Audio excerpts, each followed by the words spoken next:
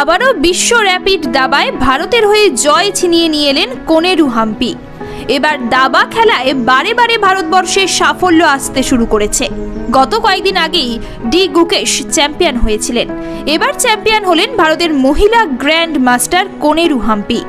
এই নিয়ে দ্বিতীয়বার ভারতের হয়ে জয় ছিনিয়ে নিয়ে এলেন কোনেরু হাম্পি। 2019 সালে এই টুর্নামেন্টে সাফল্য পেয়েছিলেন তিনি, কিন্তু তারপর 5টা বছর কেটে গেছে, তার ঝুলিতে সাফল্য আসেনি।